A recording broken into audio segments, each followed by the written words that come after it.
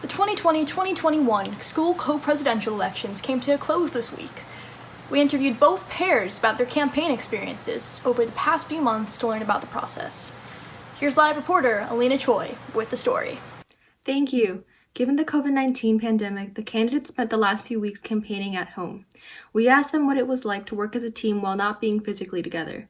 Here's what Summer Seward, class of 21, coordinated with her running mate, Jack Palfrey, also class of 21, on a variety of different online platforms. It's a little challenging because obviously I'm not with Jack and we can't talk face to face, but we use other methods. We FaceTime, we called a lot, we practiced on Zoom, and honestly I think it gave us new tactics to working together. It showed that we can work separately and come back together and rejoin and reconvene with new ideas. So I think that was actually really good for us. We also asked the candidates what their favorite and hardest part of campaigning was. Salvador Gomez, class of 21, who ran with Megan Sui, class of 21, reflected on meeting new people and balancing the Andover workload while campaigning. Favorite was, getting to know so many people and talking to them and a lot of people, expressing their ideas and support for us and even those who, had constructive criticism. That's great because I think that Megan and I are really, really committed to doing the best for Andover, and having all this feedback and all these conversations with so many people is really, really fruitful, and I really enjoyed. The hardest part is just kind of this unspoken thing, is the fact that we're also students. So when we run this campaign, we also have to focus on the essays we have to write, the tests we have to study for, all that kind of stuff, which is the not glamorous aspect of it, right? The kind of the balancing your time aspect. But that's definitely something that we were able to do pretty well, and we're really happy and grateful that we were able to do it. Despite the fact that they were running against each other, the two pairs admired each other's attitudes and platforms. Sal was one of my best friends. I loved Megan. So I just think the way that they interacted with us, I really admire that. There was never any beef. We were never fighting with each other or had bad words to say about each other. So I really admire that about Sal and Megan. They played a great, clean game, shall you say. They had a great campaign. Their focus on sustainability was awesome. So I really do admire that about them.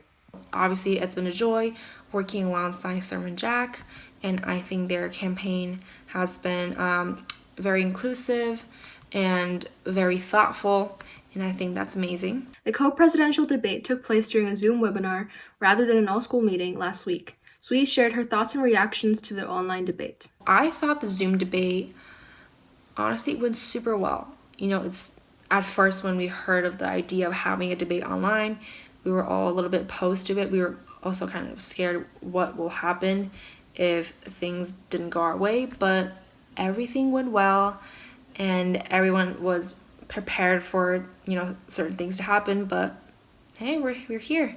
And I think it was very successful. This whole campaign has been an amazing experience for both of us. We've gotten to know so many of you and hear your opinions and feedback.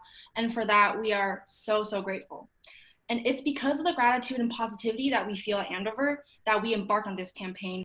So to improve student well-being, we want to introduce the wellness excuse to allow us to take a day off to preserve our well-being. Second, we want to make hygiene and health products more accessible across campus by implementing Feel Better stations. And finally, we want to extend personal time to cover full long blocks. So we also want the Andover experience to be as fun and smooth sailing as possible. So we no longer have to feel the terror of having to sprint to our dorms at 8 for initial sign-in. We'll implement electronic initial sign-in stations in more convenient locations like the library and cluster spaces. We'll also continue to do all school munches every term and start a new snacks and lawning initiative, providing snacks and fun activities to make better use of our outdoor spaces. Finally, Sal and I want to bring you guys on board to the work that we'll be doing. We want to make student council more inclusive, productive, and efficient. We'll create an innovation committee that will work alongside student council and administration to help us develop, run, and implement ideas and programs that will transform Andover.